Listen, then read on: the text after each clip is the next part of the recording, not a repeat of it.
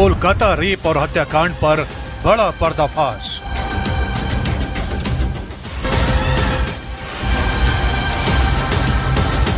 फांसी होगी, फांसी होगी, फांसी होगी, फांसी होगी, फांसी होगी। दोस्तों, इस बार कोलकाता रेप केस को लेकर बहुत बड़ा खुलासा हुआ है। आज जो खबर आ रही है वो बहुत ही चौंकाने वाली खबर है।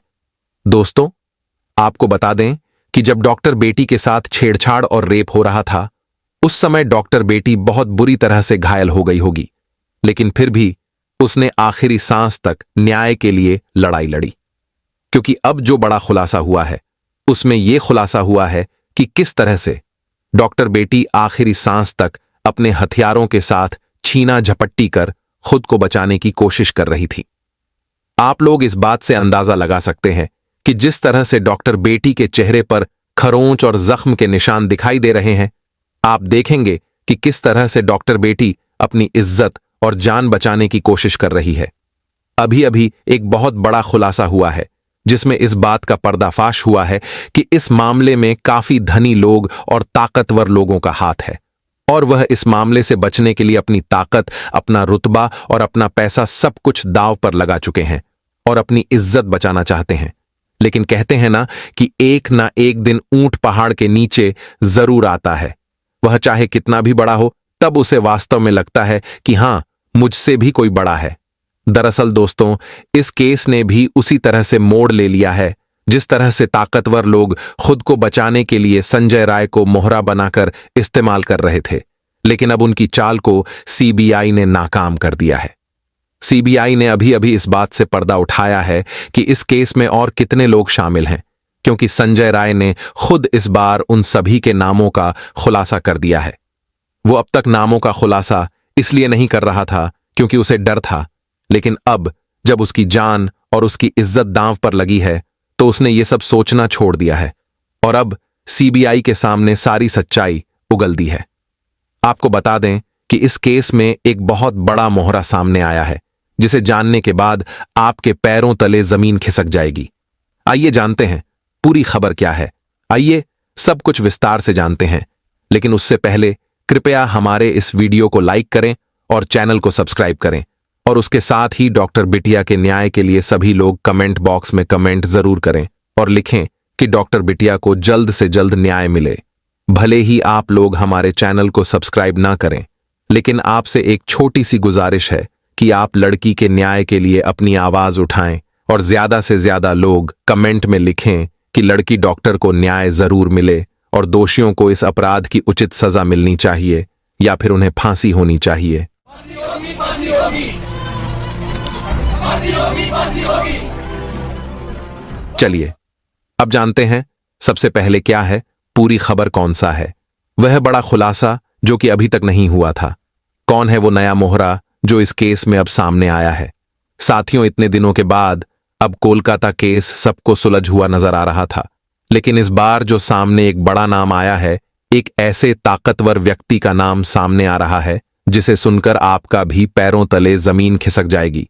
क्योंकि जो जिस ताकतवर व्यक्ति का नाम सामने आया है उसकी वजह से अब फिर से इस केस ने नया मोड़ ले लिया है। सामने आए ऐसे नाम और सबूत जिनको सुनकर और जानकर खुद सीबीआई की भी उलझने बढ़ चुकी हैं। क्रूर और दरिंदे संजय रॉय के कोर्ट में दिए बयान और पॉलीग्राफ टेस्ट से ये साफ हो गया है कि कोलकाता के अस्पताल की घटना में एक से ज्यादा लोग शामिल थे। दरिंदे संजय ने गलती से ऐसा बयान दे दिया है जिससे ये बात पुख्ता हो गई है कि डॉक्टर बेटी के साथ हुई घटना में संजय रॉय अकेला नहीं था, बल्कि अस्पताल के कई बड़े नाम इसमें शामिल हैं। अब सीबीआई का शक हकीकत में बदल रहा है। इस घटना में इतने बड़े लोग शामिल हैं कि वो इस केस को बंद करने के लिए अपनी सारी ताकत और पैसा खर्च कर रहे हैं। गवाह खरीदे जा रहे हैं, सबूत मिटाए जा रहे हैं। जिस जगह पर घटना हुई वहां रेनोवेशन के नाम पर सारे सबूत मिटा दिए गए। सीसीटीवी कैमरों से भी छेड़छाड़ की गई, लेकिन इन सब के बावजूद अब सीबीआई के हाथ एक बड़ा सबूत लग गया है।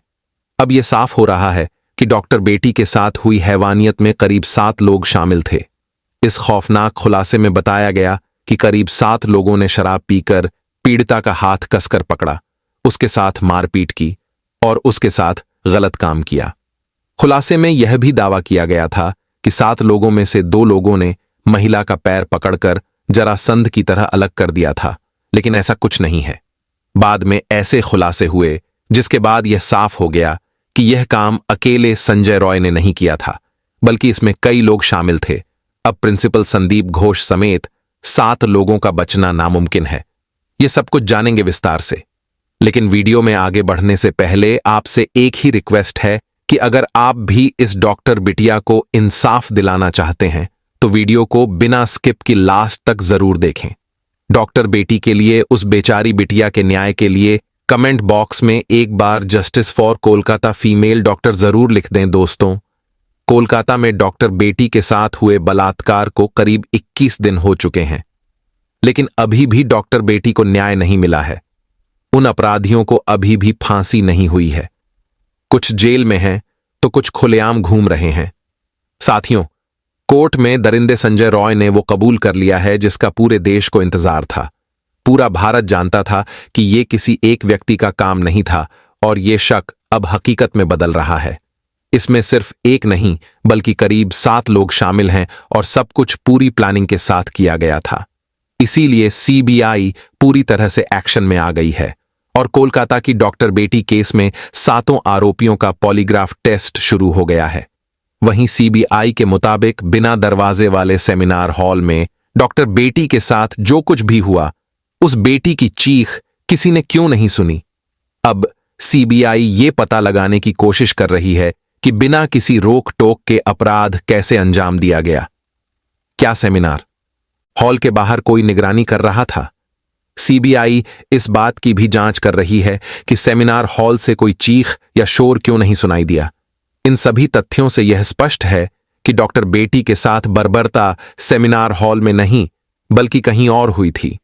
दूसरे कमरे में उसे बेरहमी से पीटा गया और जब उसकी सांसें थम गईं तो उसे सेमिनार हॉल में लाया गया और फिर उसके शव को दरिंदे संजय रॉय को सौंप दिया गया। लेकिन अब संजय रॉय ने अदालत और पॉलीग्राफ टेस्ट में जो बयान दिया है उससे यह साफ हो गया है कि वह अकेला नहीं था, बल्कि इसमें कई लोग शामिल थे। अदालत में दिए गए संजय के बयान को तो जानेंगे ही, लेकिन उससे पहले सबसे भयंकर खुलासे को देखते हैं जिसमें 7 लोगों के शामिल होने का दावा किया जा रहा है। दरअसल सोशल मीडिया पर एक पोस्ट में दावा किया गया है कि कोलकाता के आरजीकर मेडिकल कॉलेज और अस्पताल में हुए डॉक्टर बेटी की हत्या संजय रॉय ने नहीं बल्कि अस्पताल के साथ ट्रेनी डॉक्टर ने की थी और इन सब में अस्पताल का प्रिंसिपल भी शामिल है। मेरी बात जरा ध्यान से सुनिए, फिर अंत में सब कुछ क्लियर हो जाएगा।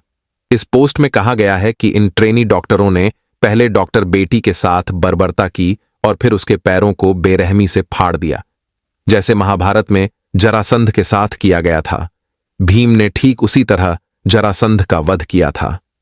एक्टिविस्ट मधु किश्वर ने सोशल मीडिया प्लेटफॉर्म एक्स पर इस बारे में एक पोस्ट किया जिसमें उन्होंने बताया कि यह दावा एक अस्पताल में काम करने वाली महिला डॉक्टर और उसकी दोस्त के बीच फोन कॉल पर हुई बातचीत से किया गया है। उन्होंने इस बातचीत का ऑडियो भी शेयर किया है जो बंगाली में है। माना जा रहा है कि इस ऑडियो कॉल से सीबीआई को कई गंभीर सुराग मिल सकते हैं। मधु किश्वर के मुताबिक इस बातचीत में कहा गया है कि डॉक्टर बेटी बहुत होशियार छात्रा थी, लेकिन उसे अस्पताल और प्रिंसिपल के कुछ बेहद भयानक हालात पता चल गए थे जिसके कारण उसे धमकाया जा रहा था। लेकिन इसके बावजूद डॉक्टर बेटी डरी नहीं, उसने विरोध किया और कहा कि अगर उसे परेशान किया गया तो वह अस्पताल की काली करतूतों को उजागर कर देगी, जिसके बाद पिछले 6 महीने से लगातार उसे परेशान किया जा रहा था। उसे बिना रुके 26 घंटे की नाइट शिफ्ट में रखा जा रहा था और उस पर बहुत सारा काम करने का दबाव बनाया जा रहा था। सीनियर पीजीटी और अन्य लोग भी इस बात से वाकिफ थे कि प्रिंसिपल और उनके गुट के लोग छात्रा पर कितना दबाव बना रहे हैं। इससे साफ है कि प्रिंसिपल समेत पूरा अस्पताल उस महिला के खिलाफ खड़ा था क्योंकि वह सच्चाई और न्याय के लिए झुकने को तैयार नहीं थी। इतना कुछ होने के बावजूद भी लड़की अपनी बात पर अड़ी रही। 9 अगस्त 2024 की रात इन सभी ने मिलकर उसके खिलाफ साजिश रची। पोस्ट में बताया गया कि डॉक्टर बेटी के साथ कांड करने से पहले पूरा प्लान बनाया गया। यह अब तक का सबसे खौफनाक खुलासा है। और सीबीआई इसी के आधार पर जांच आगे बढ़ा रही है। बातचीत में यह भी बताया गया कि पहले कई पीजीटी और सीनियर डॉक्टर सेमिनार रूम में आराम करते थे, लेकिन उस रात पीड़िता को अकेले वहां सोने के लिए कहा गया। कुछ स्टूडेंट्स ने अफवाह फैला दी कि कमरा निर्माण अधीन है और वहां कोई न जा सके, जिसके बाद में सेमिनार हॉल में कोई भी नहीं गया। अस्पताल के डॉक्टर ने फोन पर बात करते हुए दावा किया कि घटना से पहले 4 साथी छात्रों ने पीड़िता के साथ सेमिनार रूम में खाना खाया था, जिसमें से एक उनमें से भी शामिल है। चारों सीबीआई की रडार पर हैं और उनका पॉलीग्राफ टेस्ट भी कराया जा रहा है, लेकिन इसके बाद पीड़िता को सेमिनार रूम में अकेले सोने के लिए कहा गया। बातचीत में यह भी बताया गया कि करीब 7 लोगों के समूह ने नीचे जाकर शराब पी, फिर उन्होंने पीड़िता के हाथ कसकर पकड़े, उसे पीटा और उसके साथ बर्बरता की। इस घटना में एक महिला इंटर्न ने भी मदद की।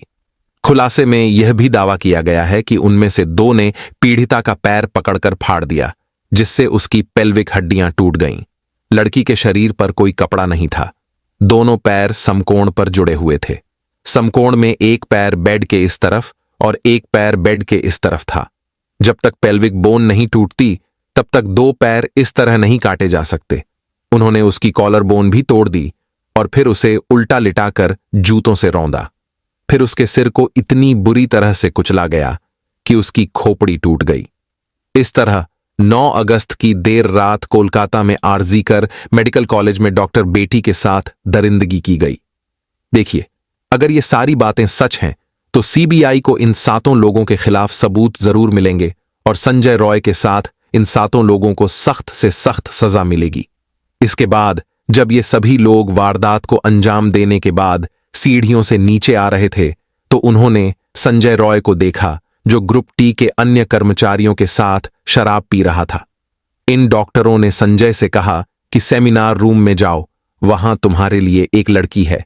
इसके बाद संजय ने डॉक्टर बेटी को अर्धनग्न पड़ा पाया और उसके साथ गलत काम किया, ताकि उसका लिक्विड भी उन 7 आदमियों के लिक्विड के साथ डॉक्टर बेटी के शरीर में चला जाए। सुबह उस लड़की की अर्धनग्न लाश मिली। माना जा रहा है सीबीआई ने भी 7 लोगों को रडार पर लिया हुआ है। कोलकाता के इस केस में 7 आरोपियों का पॉलीग्राफ टेस्ट शुरू हो गया है। मुख्य आरोपी संजय रॉय का पॉलीग्राफ टेस्ट जेल में ही किया गया। सीबीआई सूत्रों के मुताबिक आरोपी संजय रॉय ने पॉलीग्राफ टेस्ट के दौरान कहा कि जब वह सेमिनार हॉल में पहुंचा तो उससे पहले ही डॉक्टर मर चुकी थी और इसी डर के चलते वह सेमिनार हॉल से भाग गया। संजय रॉय ने दावा किया है कि उसे फंसाया जा रहा है। वह निर्दोष है। आरोपी संजय रॉय ने जेल गार्डों से भी यही था, कहा कि उसे दुष्कर्म और हत्या के बारे में कुछ भी नहीं पता, वह निर्दोष है। इसके अलावा सीबीआई ने आरजीकर मेडिकल कॉलेज के प्रिंसिपल संदीप घोष, घटना की रात पीड़िता के साथ रहे 4 डॉक्टरों और एक वॉलंटियर से भी पूछताछ की है। इन सभी का सीबीआई के कोलकाता दफ्तर में पॉलीग्राफ टेस्ट किया जा रहा है। इनमें से कुछ डॉक्टरों ने 9 अगस्त की रात पीड़िता के साथ खाना भी खाया था। फिलहाल सीबीआई इन सभी से गहनता से पूछताछ कर रही है, लेकिन आरोपी संजय ने कोर्ट में बयान देकर सबको चौंका दिया है। दरअसल 23 अगस्त को कोलकाता की सियालदह कोर्ट ने संजय रॉय को 14 दिनों की न्यायिक हिरासत में भेज दिया था। इस सुनवाई के दौरान संजय ने पॉलीग्राफ टेस्ट कराने के लिए भी हामी भरी। मजिस्ट्रेट ने संजय से पूछा कि वह पॉलीग्राफ टेस्ट कराने के लिए क्यों तैयार हुआ। संजय ने कहा कि पॉलीग्राफ टेस्ट से साबित हो जाएगा कि मैं निर्दोष हूं, मुझे फंसाया जा रहा है। संजय के बयान से बवाल मच गया है। सीबीआई का उद्देश्य इन कर्मचारियों के बयानों की जांच करना है, क्योंकि बाकी मेडिकल रिपोर्ट जैसे कि पीड़िता के शरीर से लिए गए बाकी सबूतों को सीबीआई सीधे तौर पर सत्यापित नहीं कर सकती है। दोस्तों, मैं आपको बता दूं कि पुलिस जांच के दौरान जो भी सबूत छिपाए जा सकते थे या नष्ट किए जा सकते थे, वो किए गए। बड़े बड़े लोगों, अमीर लोगों ने इस केस को दबाने की पूरी कोशिश की, लेकिन जब से केस सीबीआई के हाथ में आया है, उनके भी पसीने छूट रहे हैं। लेकिन सीबीआई कोई सबूत नहीं ढूंढ पा रही है, क्योंकि उसे पहले ही नष्ट कर दिया गया था। सीबीआई के मुताबिक कोलकाता पुलिस भी इस घटना में शामिल है। अब सीबीआई जानना चाहती है कि क्या इन 4 डॉक्टरों ने सबूतों के साथ कोई छेड़छाड़ की थी, या फिर यह किसी बड़े षड्यंत्र का हिस्सा थे, क्योंकि पोस्टमार्टम रिपोर्ट इधर उधर करने में प्रिंसिपल समेत यह सभी लोग बेहद माहिर थे। इसी कारण से सीबीआई इस घटना को कई एंगल से जांच कर रही है। आरजीकर अस्पताल के प्रिंसिपल संदीप घोष से लगातार पूछताछ की जा रही है, लेकिन वह बार बार अपने बयान बदल रहे हैं। इससे यह साफ होता जा रहा है कि कांड में उसका बड़ा हाथ है। उसके घर पर भी सीबीआई और आयकर की रेड मारी जा रही है, लेकिन सवाल यही निकल कर आता है कि कौन है इस पूरे केस के पीछे, जो इन सबको बचा रहा है। कौन है वह पावरफुल लोग जिनका नाम सामने नहीं आ रहा है और वह अंदर ही अंदर इन सबको बचा रहे हैं। इस मामले में सीसीटीवी फुटेज की गहराई से जांच की जा रही है। अस्पताल के सेमिनार हॉल के दरवाजे की कुंडी कुछ दिनों से टूटी हुई थी और यह बात सभी को पता थी। इसीलिए जब डॉक्टर सुबह 2 से 3 बजे के बीच सेमिनार हॉल में गईं, तो वह दरवाजा बंद नहीं कर पाईं।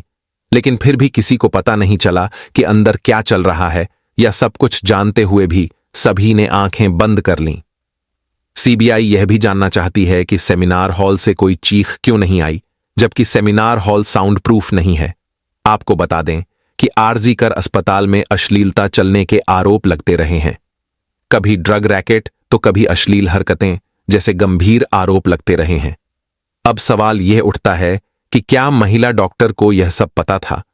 क्या वह अस्पताल की इन काली करतूतों को उजागर करने जा रही थीं, इसीलिए उनकी हत्या कर दी गई? शनिवार को सीबीआई ने आरजीकर मेडिकल कॉलेज में कथित वित्तीय अनियमितताओं की जांच शुरू कर दी है। साथ ही कोर्ट ने सीबीआई को 3 हफ्ते के अंदर इस जांच की प्रगति रिपोर्ट पेश करने का निर्देश दिया है। लेकिन अब सवाल यह है कि अगर इस घटना का मुख्य आरोपी संजय रॉय नहीं है, तो फिर इस पूरी घटना में कौन शामिल है? आरजीकर अस्पताल के प्रिंसिपल संदीप घोष इसमें शामिल हैं। क्या सीबीआई असली कातिल को ढूंढ पाएगी, या यह मामला भी मोटी फाइलों के नीचे दबकर रह जाएगा? दोस्तों, इस घटना को बताने का मकसद किसी को दुख पहुंचाना या परेशान करना नहीं है, बल्कि आपको जागरूक करना और आपको सचेत करना है। दोस्तों, इस घटना के बारे में आपकी क्या राय है? आप इस घटना का मुख्य आरोपी किसे मानते हैं? कमेंट बॉक्स में जरूर बताएं। और साथ ही दोस्तों, कमेंट बॉक्स में जस्टिस फॉर फीमेल डॉक्टर जरूर लिखें और इसे अपने दोस्तों और रिश्तेदारों के साथ ज्यादा से ज्यादा शेयर करें, ताकि यह जानकारी सभी तक पहुंचे और उस लड़की को न्याय मिले।